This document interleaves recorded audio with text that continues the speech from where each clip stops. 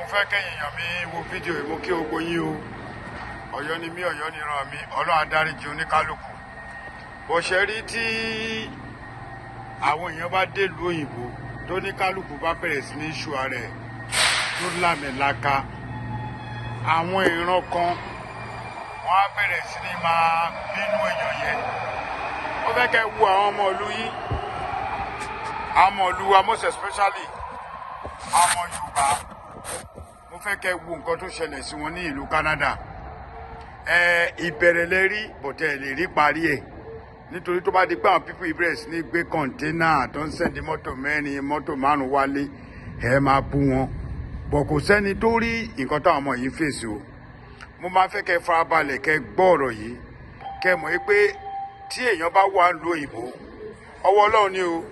Hold on to hope because it's dangerous to lose hope. Simi, where are you from? Nigeria. What was it like when you came to Canada?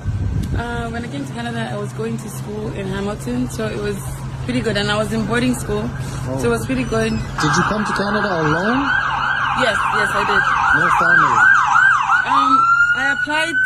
I applied by myself to come to Canada, which was really difficult. And yes, I came to Canada by myself. Okay, and so how did you end up on the streets? It's a long story, but it's mostly because I invested in business.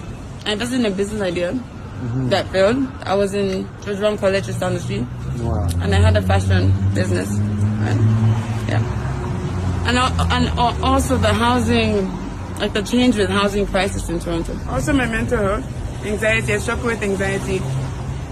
And so working a 9 to 5 is quite difficult. So I'm trying to figure out what to do and how to balance myself. There is an issue with housing. You know, it's not so much detox, it's not so much hospitals, it's not so much like the mental health, like the therapy. It's more so housing that there's issues with. Wow. So are you currently homeless? I'm working on it. My bro, what's your name? My name is Peter, sir. Peter? Yes, sir. Okay, where are you from? From Nigeria. When did you come to Canada, bro? 2023 December. And what was your experience when you came? I came in as a student. I was doing good, but all of a sudden, my dad, who was my sponsor, fell sick. He got stroke. So they were unable to support me again. I became homeless. And so you're homeless right now? Yes, sir. How old are you? Just 25 years old. 25 years old. Do not come here on your own without having someone that will guide you. What do you need the most right now? Shelter will help me the most. Are you in the shelters right now? No. Warming shelters? No warming shelter. They're open. I don't know anyone around here. Okay, after this I'm going to tell you. When I was my future, I was able to finish with school.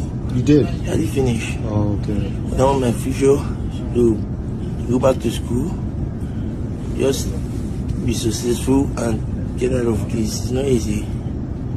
What if your family sees this video? Why would you want it?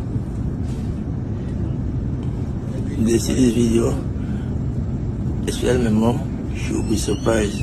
You're here alone. Of course you're gonna struggle, bro. You know what I mean? I know. Don't think that they will hate you. Do you know?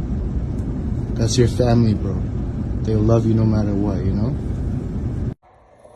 ọ̀pọ̀lọpọ̀ ló fi làwọn ọmọ ẹ̀wọ̀n apply fún student loan. ṣó ti yé yín táìmù tí wọ́n apply fún student loan nǹkan tó ń rò pé àwọn máa bá nílùú òyìnbó kan náà bá.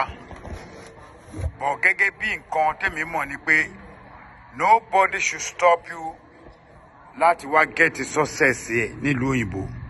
Even bí àwọn ọmọkùnrin àtọmọbìnrin ṣe ní pé ṣẹ́tà làwọn wà yìí. Àdúrà tó yẹ káwọn òbí máa ṣe ni pé kọ́lọ̀ gbéràn lọ́wọ́ bá wọn. Àwọn ọmọ yìí is 20 something. Ṣó ti yé a lot tí wọ́n ó wá sílùú òyìnbó láti wá kàwé. Ṣé mọ̀ pé a máa ń nígbàgbọ́ pé àwọn òyìnbó nígbàgbọ́ pé tó bá wá kàwé you going back to your country, but guess what? Going back to your country is not the main thing. Ìwé tó o bá kà ń lo òyìnbó ẹ jọ̀ọ́ láàrin mi àti iṣẹ́ èlò lè fẹ́ fi rí ṣe. Torí owó tí ó yẹ kí wọ́n pa ní Amẹ́ríkà ní 1 hour owó yẹn náà máa fún wọn ní oṣù kan. Ẹ má get me wrong o. Gbogbo ẹni tó bá dẹ̀ get me wrong, no, all is good. but èmi mi ò ní advice pé nobody should come and travel. Mi ní advice pé kẹ́nìkan come and travel. Kó ní kálukú travel kó fojú winá. Irú àwa tààrí lọ́fẹ̀ẹ́ sin akọrù pa àmọ́ ìyá àmọ́ yìí. So if somebody tó bá ní ààrẹ win ní visa lottery, ṣé mo pa àwọn tó win sí visa lottery nínú ìlú òyìnbó àwọn olóríire jù láyé yìí? Kì í ṣe pé wọ́n tún lówó ju àwọn tó bá ń lò lọ. Ọ̀pọ̀lọpọ̀ wà lù 10-15 years kò tí ì ríwèé gbà. So téèyàn bá wá win ní visa lottery, the best easy, èyí tó easy jù láyé ó ní kó win ní lottery America àbí lottery ìlú kankan, nítorí tó bá wọlé wọ́n máa fún ẹ iṣẹ́, wọ́n máa fún ẹ lé. Tó bá kọ́kọ́ dé bọ̀ tó gbọ́dọ̀ rí ibi tó ń lọ. Ó lọ́mọ ọkùnrin yẹn sọ pé tó o bá ti ní ẹni tó o máa tò sí lábẹ́ tó jẹ́ dandan tó fẹ́ràn ẹ, má tra ipò fẹ́ gbéra o, torí gbéra ẹ o lè padà end sábẹ́ bridge. Àmọ́ abẹ́ bridge yẹn is not the last solution. Guess what? Ó sì máa ṣoríire.